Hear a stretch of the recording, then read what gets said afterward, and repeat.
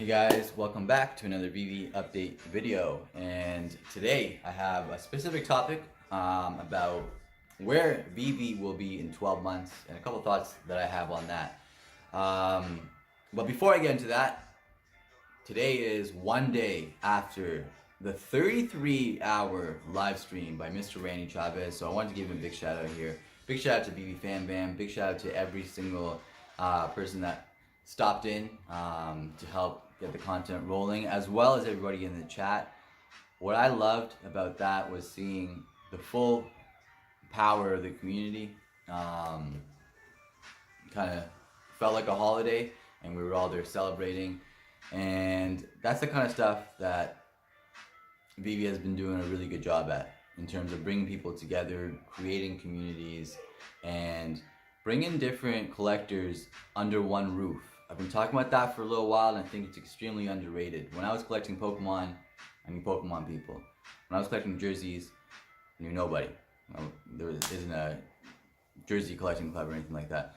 My shoes, I know some shoe collectors. But with Veve, if I collect comics in the Veve app and I go onto the Veve feed, I'm going to meet Thor collectors, I'm going to meet Marvel collectors, right? I'm going to meet Disney collectors, I'm going to meet TokiDoki collectors, I'm going to meet fine art collectors, I'm going to meet Rewind collective collectors. I'm going to meet a lot of different people under one roof, and that's by design, right? Veve is getting all these licensors, all these different hobbies, and the traditional comic book collector that's in the Veve app that might have joined for comics might not really like Mermacornos. They might really like so many other different things that Veve has, right? But my main point there is that we're being exposed to other hobbies under the same roof, right? So yeah, Veve is doing a phenomenal job in creating those types of communities and bringing people together. And yeah, big shout out to Randy, big shout out to David, you for stepping in once again, right? Showing that leading by example and inspiring us all at the same time. So big shout out to the whole community for that. And now guys, where do I see the Veve app in 12 months? There's going to be a lot of improvements, first of all. The way I look at it is Veve is a 1-year-old, 2-year-old that is just a very smart 2-year-old. Like this 2-year-old's talking already, walking early and stuff, but it's still got a lot of years to grow, right? So might even, you know, this is a special baby, but it's still a baby, right? So in 12 months, one of the things that I see one of the things that I see that are gonna be here is MCP, Master Collector Program. And I don't think people really grasp how big that's gonna be in the Veve app. And there's a few points I want to make on that to kind of maybe start a conversation and see what you guys think about that. But yeah, so 12 months, I think Master Collector Program will be in the app. If you guys are unfamiliar with Master Collector Program, it's Veve's way of revolutionizing collecting, especially in the Veve app, right? Through rewarding you for collecting. So each collectible that you have, each collectible that you buy gets you points, right? Your points will rank you up global leaderboards. They might rank you up collectible leaderboards, right?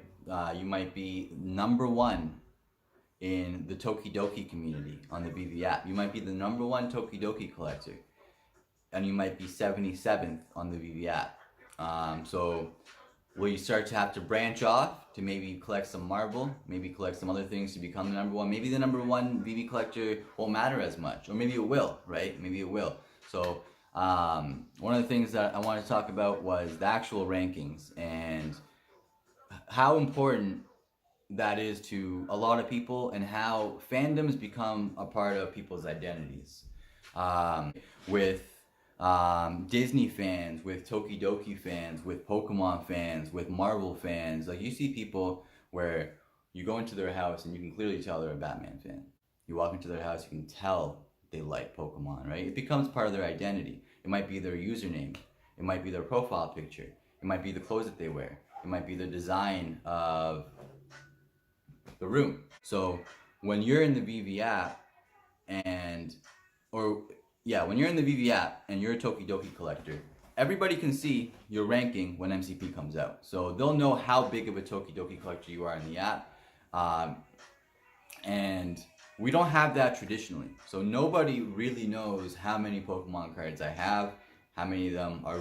Sorry, phone died. So yeah, nobody knows how many Pokemon cards I have, how many are real, right? There's no way for Pokemon to verify their holders. They don't know, unless you obviously know them on a personal level. There's no way to verify who's holding, you know, the first edition Charizards in the world. We might know that there's like 200 or something like that, but we don't know all 200 owners.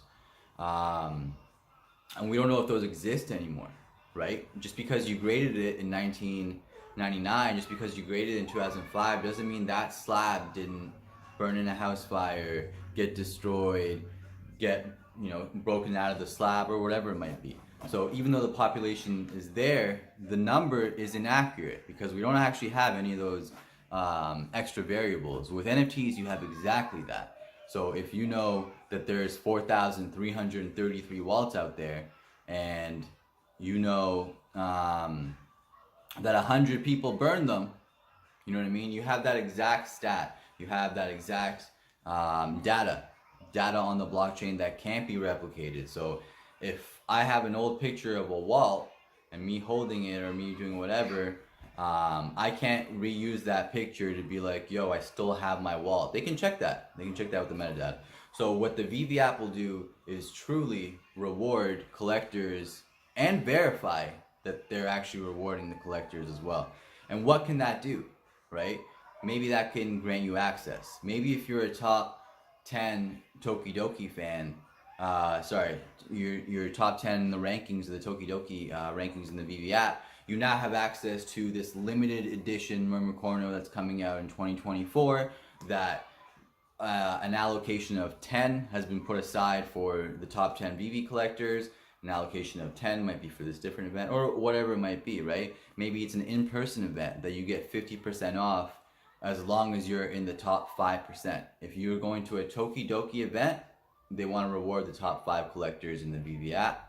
And they're going to reward you by, as long as you're in that top 5, you have that access to that 33% savings gate, which is linked to your ranking, which is backed up by metadata, backed up by the blockchain. I can't replicate it. You can't replicate it, and we can't cheat the system. So, rewarding for collecting through the Veve app is going to change the entire game and change the entire landscape. But the one thing that might be worth more than the rewards to a lot of people, because of that identity that we talked about earlier, is just truly the ranking, just being up there. There's going to be people that might be ranked 10, that they wake up and they'll be ranked 11, and that'll upset them. And they'll also get the same type of serotonin push, dopamine push when they go up a rank or when they go up 2 ranks. That might mean a lot to them. There's people that spend tens of thousands of dollars on paintball equipment to go to their local paintball arena just to get their name up on that, their team name or whatever, up on the rankings. There's people that chill at laser tag. Shout out Barney, you know what I mean? All day to get their name on that leaderboard. There's people that grind different games, even games like, let's say, RuneScape, right? RuneScape is a game that everything might be NFTs one day, right? But things still sell off the app, off the game, on eBay. People have made entire businesses where they just sell in-game RuneScape stuff off the app, right? But the ranking system there is huge, and it means a lot to a lot of people that play it, which are hundreds of thousands of people, right? When I was a kid, I knew the guy on the top, you know what I mean? So it was like, he was like an in-game celebrity. It was like, it was a big deal. It was a big deal, and I bet it was a big deal to him, right? I bet it was a big deal to the kids playing the game at the time too. Like if he showed up in a server, thousands of people are following him because like we're like, oh, you're cool, you know what I mean? You're number one. Does that come with sponsorship opportunities?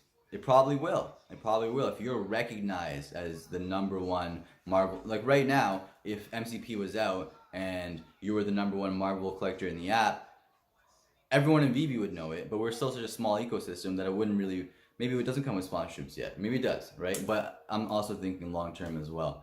But the way I look at it with Veve Master Collector Program, Veve's Master Collector Program is going to change the entire landscape. There's going to be people that collect truly to be there. It's part of their identity. It's what they want. There's going to be people there that collect for the points and get ranked and rewards for it, and they're just shooting for that. There's going to be people that see the really investable rewards, the ones that if I spend this much on this many collectibles to guarantee myself this ranking and unlock this collectible that comes out on September 19th that I have to be ranked 50 plus to get, but I know it's going to go for this much, all right, now it's worth it, right? So there's going to be that sect of people too.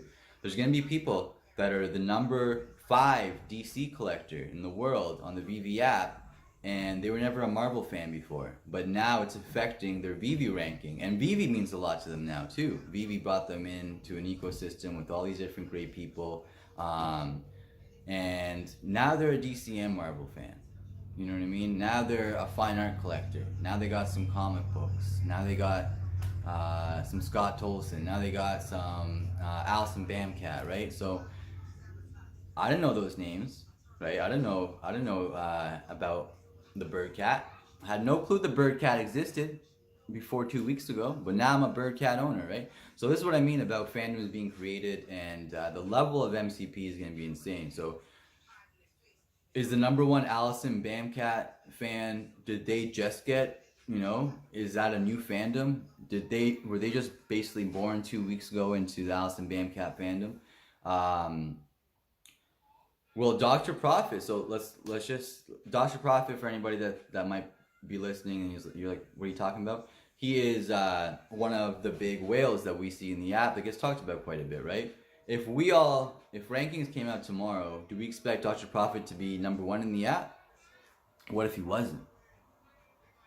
It's a big deal to some people, right? Will he make sure he's number 1? Dr. Profit probably will. But is there 1,000 hidden Dr. Profits in the app already that are just waiting? Does that mean a lot to them? I'm just trying to strike conversations up, guys, but it really excites me just thinking about everything. Yeah, there's a lot to go over, but I think I might cut this video right now and try to organize some thoughts with the comments and come back and revisit this video and revisit this topic. But let me know what you guys think. Do you think MCP is as big as I can't even grasp how big it is. I just know it's going to be extremely massive. I don't think, because we don't even know. We have no clue. They can do so much. We speculate so much of what they can unlock with it. But the possibilities are endless. And yeah, this is just the beginning. We're just scratching the surface. Excited to be here with you all. Appreciate you all for catching the video. If you want, hit that sub, hit that like. And if not, catch you guys next time.